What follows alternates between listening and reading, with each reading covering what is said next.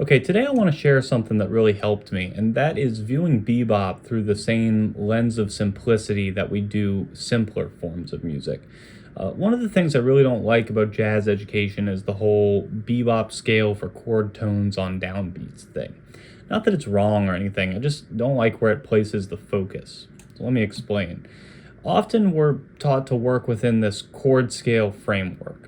That is, we see a chord, let's say F6, and we say, okay, that would take an F major bebop scale. And those 8 notes are F, E, D, D flat, C, B flat, A, and G.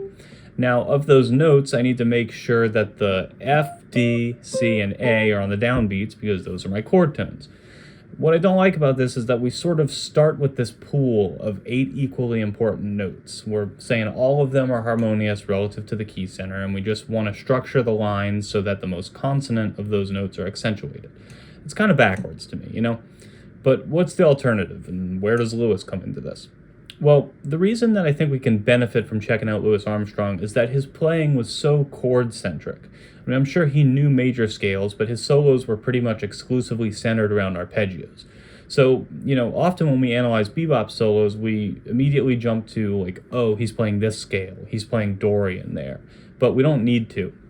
And so today I want to check out a lick from Louis. It's from Struttin' with Some Barbecue, and he plays it over a 1 to 1/7 motion, like we're going to the 4 chord, just like we'd find in bars 3 and 4 of a blues.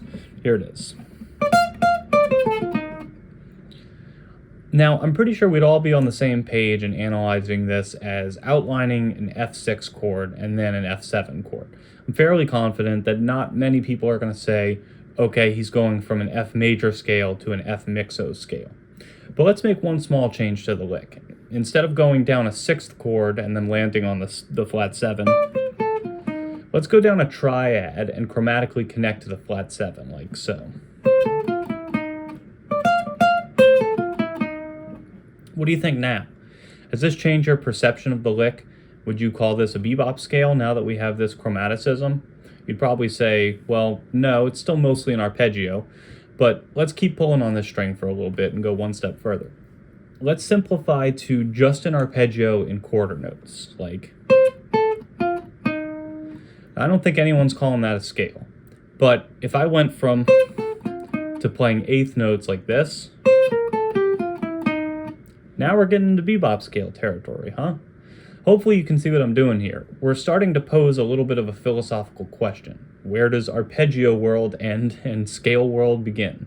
You may say, well, where you added the passing tones, of course. But think about the modified Louis lick that we did. Exactly how much of the line needs to be stepwise for us to consider it a scale?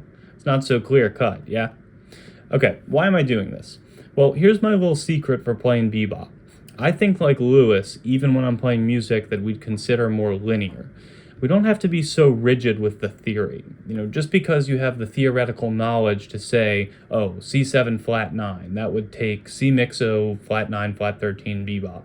It doesn't mean you have to consistently deploy the breadth of that knowledge to make music. If I have, say, a 5-1 in F minor, I'm much more likely to focus on connecting the structures of C7 flat 9 and F minor 6 than I am to connect the full scales of C mixo flat 9 flat 13 to F Dorian. I'm much more likely to connect this to this than I am to connect to this. I'm always seeing things as connection of chord tones, even if the phrases are what we'd consider linear. Now, the perceived danger of an arpeggio-centric approach is that we'll just play arpeggios and sound very jumpy. We'll sound very much like... And what I'm saying is that just because you're thinking of and visualizing the chord tones doesn't mean that you actually just play arpeggios. They're just the anchor points or the guideposts. I might still play this lick,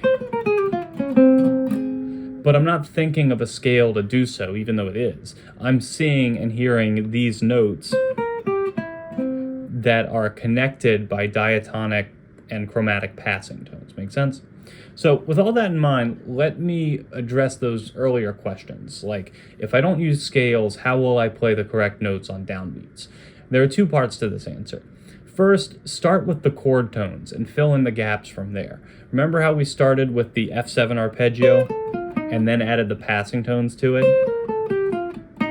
Like that.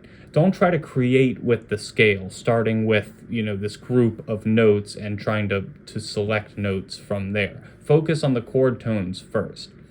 As an aside, I think it would do you a world of good to transcribe something like Potato Head Blues from Louis and compare it to something from like Sonny Stitt. The world opened up to me when I started viewing the linearity of bebop as not scalar but connected arpeggios. The second part of the answer to this question is that transcribing shows you how to structure those lines. How do I ensure I play chord tones on downbeats? Man, if you learn and analyze bird lines, that'll come, I promise you.